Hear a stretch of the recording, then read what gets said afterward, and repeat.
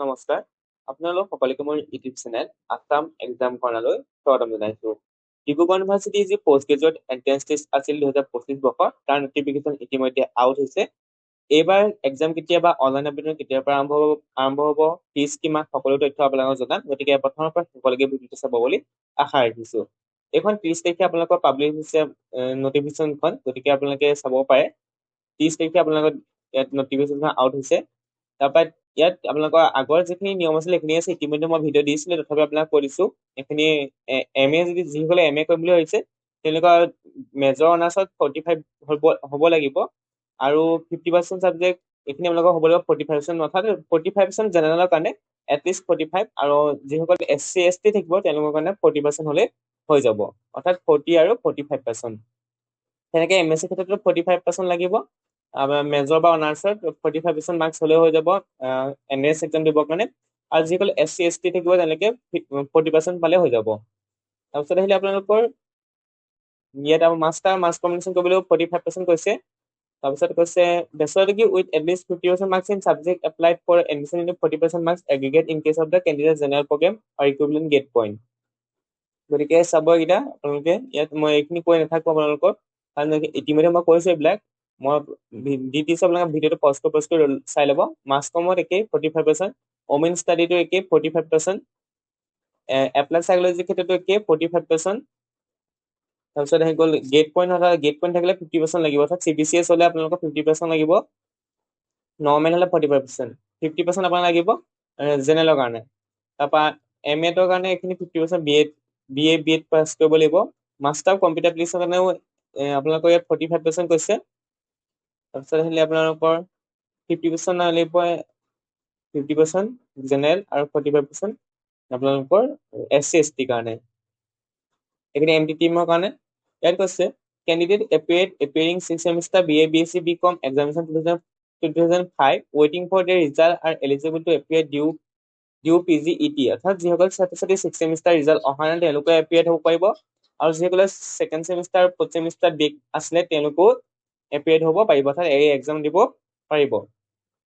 তাৰপৰা কৈছে এক্সাম এইখিনি আপোনালোকে চাব পাৰে, Dibrugarh post graduate entrance test এইখিনি ছাবজেক্টখিনি ইতিমধ্যে মই ক'লোৱে এইখিনি ছাবজেক্টখিনিৰ কথা।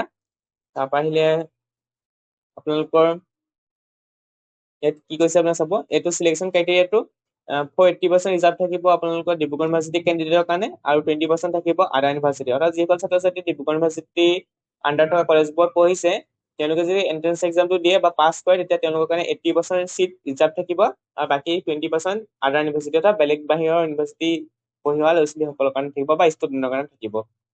তাৰপৰা এই candidate eligible to appear due PGET 2025 maximum 4 subject. আগতেও মই কৈছো যে আপোনালোকে 4খন ছাবজেক্টে বাছিব পাৰিব, মেক্সিমাম 4খন ছাবজেক্টৰ কাৰণে আপোনালোকে এক্সাম দিব পাৰিব, আৰু শিফ্ট 1ত এখন ছাবজেক্টে আপুনি ল'ব পাৰিব, শিফ্ট 2 দুখন ছাবজেক্ট আপোনালোকে ল'ব নোৱাৰে। সেইটো কথা মই এবাৰ কৈ দিম। এটা শিফ্ট 1 শিফ্ট 2 শিফ্ট 3, ধৰি লওক আপুনি কেমিষ্ট্ৰি দিছে এন্ট্ৰেন্স এক্সাম, মেথামেটিক্সো দিব বিচাৰিছে কিন্তু আপুনি দিব নোৱাৰে, কেমিষ্ট্ৰি বা মেথামেটিক্স যিকোনো এটাহে দিব পাৰিব, অৰ্থাৎ এই ছাবজেক্ট কেইটা শিফ্ট 1ত থকা যিকোনো এটা ছাবজেক্টে আপুনি এপ্লাই কৰিব পাৰিব।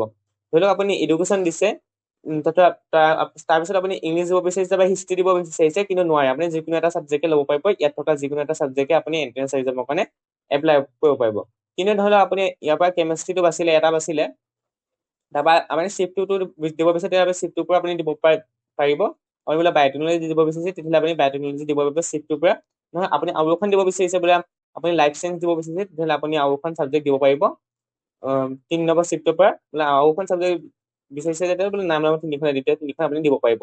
নহ'লে বোলে কোনোবাই যদি বিচাৰিছে বোলে নহয় মই বোলে ইয়াৰ পৰা বোলে ইংলিছ এখন দিম, ইয়াত ইংলিছ দিম ইয়াৰ পৰা শিফ্ট 1ৰ পৰা, তাৰপৰা ইয়াৰ পৰা বোলে মই পলিটিকেল চায়েন্স দিম, তাৰপৰা বোলে ইয়াৰ পৰা জিঅ'গ্ৰাফী দিম, তেনেকে যিসকলে দিম বুলি ভাবিছে তেনেকে পাৰিব, কিন্তু একেটা শিফ্টতে আপোনালোকে নোৱাৰে, একেটা শিফ্টতে আপোনালোকে এপ্লাই কৰিব নোৱাৰে, অৰ্থাৎ একেটা শিফ্টতে আপুনি সৰ্বাধিক 4খন ছাবজেক্ট ল'ব নোৱাৰে, কিন্তু শিফ্ট 1 শিফ্ট 2 শিফ্ট 3ৰ পৰা এখন ছাবজেক্ট আপোনালোকে ল'ব পাৰিব, টোটেল 4খন ছাবজেক্টৰ কাৰণে আপোনালোকে এন্ট্ৰেন্স এক্সাম দিব পাৰিব। তাৰপৰা আহিলে ইয়াত কৈছে যে 100 মাৰ্কছ থাকিব, 2 ঘণ্টা সময় থাকিব। তাৰপিছত কৈছে ইয়াত ইংলিছ মিডিয়ামৰ পেপাৰখন আহিব, লেংগুৱেজ পেপাৰখন যিখন আছামিজ পেপাৰ, সেই আছামিজ বা বড়ো পেপাৰ সেইবিলাক বড়ো ভাষাতে আহিব, আছামিজখন আছামিজতে আহিব, কিন্তু বাকী সাবজেক্ট বিলাক ইংলিছতে আহিব। তাৰপিছত ইয়াত কৈছে এইটো আপোনালোকে চাব 100 অবজেক্টিভ মাল্টিপল চইচ কুৱেশ্যন, তাৰপিছত MCQ টাইপ 1 মাৰ্ক থাকিব প্ৰত্যেকৰ, আৰু তাত 0.25 নিগেটিভ মাৰ্কিং থাকিব। মেথমেটিক্সৰ ক্ষেত্ৰত বেলেগ, ইয়াত 150 মাৰ্ক থাকিব, 2 ঘণ্টা সময়, 75 objective type multiple choice question 2 মাৰ্কে থাকিব, আৰু তাত নিগেটিভ মাৰ্কিং থাকিব 0.5%। আহিলে আপোনালোকে চেণ্টাৰ কেইটা চাই ল'ব। ইয়াত চেণ্টাৰ কেইটা নহয়, এতিয়া কোড কেইটা, এতিয়া কোড কেইটা উল্লেখ কৰিছে, চেণ্টাৰ কোড কেইটা ইয়াতে উল্লেখ কৰিছে। তাৰপৰা ইয়াত কৈছে চেণ্টাৰ আপোনালোকে এবাৰ ফৰ্মখন অনলাইন এপ্লাই কৰাৰ পিছত চেণ্টাৰ কিন্তু চেঞ্জ কৰিব নোৱাৰে, গতিকে চেণ্টাৰটো দিওঁতে আপোনালোকে এবাৰ ভালদৰে চাই ল'ব। তাৰপিছত আহিলে আপোনালোকৰ এইখিনি আপোনালোকৰ দৰকাৰ নাই, কোডখিনিৰ কথা কৈছে, এন্থ্ৰপলজি ইমান আপোনালোকৰ দৰকাৰ নাই। এখন অনলাইন আবেদন 8 মে'ৰ পৰা ষ্টাৰ্ট হ'ব, অৰ্থাৎ 8 মে'ৰ পৰা আপোনালোকৰ অনলাইন আবেদন আৰম্ভ হ'ব, আৰু লাষ্ট হ'ব আপোনালোকৰ লাষ্ট ডেট হ'ব 26 মে'। হয়তো ডেট এক্সটেণ্ড কৰিবও পাৰে, কিন্তু আপোনালোকে 8 তাৰিখৰ পৰা 26 তাৰিখৰ ভিতৰত কিন্তু অনলাইন আবেদন কৰিব লাগিব। আপোনালোকৰ এক্সাম ডেট দিছে 7 তাৰিখ, 7 জুলাই আৰু 8 জুলাই, দুদিন আপোনালোকৰ এক্সাম ডেট দিছে। 7 তাৰিখে ৰাতিপুৱা 10টাৰ পৰা 12টা বজালৈকে হ'ব শিফ্ট 1ৰ খিনি, তাৰপৰা 7 তাৰিখে পিছবেলা 1:30 পৰা 3:30লৈকে হ'ব শিফ্ট 2 খিনি, আৰু 8 তাৰিখে 10টাৰ পৰা 12টালৈকে হ'ব শিফ্ট 3 খিনি, আৰু 8 তাৰিখে 1:30 পৰা হ'ব শিফ্ট 4। শিফ্ট 1ত শিফ্ট 2ত কি আছে ইতিমধ্যে মই কৈ দিছো, গতিকে আপোনালোকে চাই ল'ব। 7 তাৰিখ আৰু 8 তাৰিখে আপোনালোকৰ এক্সাম ডেট পৰিছে Dibrugarh university post graduate entrance টেষ্টৰ 8 জুলাই, 7 জুলাই আৰু 8 জুলাই, গতিকে এই দুটা ডেট আপোনালোকে মনত ৰাখিব, আৰু এইখিনি আপোনালোকৰ ছাবজেক্টখিনি চাই ল'ব। ৰিজাল্ট দিব, ইম্পৰ্টেণ্ট ডেট হৈছে এইটো আপোনালোকৰ ৰিজাল্ট 18 তাৰিখে দিব বুলি যেতিয়া কৈছে, আপোনালোকৰ ৰিজাল্ট 18 তাৰিখে দিব, 18 জুলাই দিনা আপোনালোকৰ ৰিজাল্ট দিয়া হ'ব, গতিকে আপোনালোকে এইটো মনত ৰাখিব, যিদিনাই ডেটটো দিছে সেইদিনাই আপোনালোকৰ ৰিজাল্ট দিব। ডিব্ৰুগড় ইউনিভাৰ্চিটিটো আপোনালোকে খেলি-মেলি নহয়, 18 তাৰিখে ৰিজাল্ট দিব বুলি কৈছে, 18 তাৰিখে আপোনালোকৰ ৰিজাল্টখিনি দিব।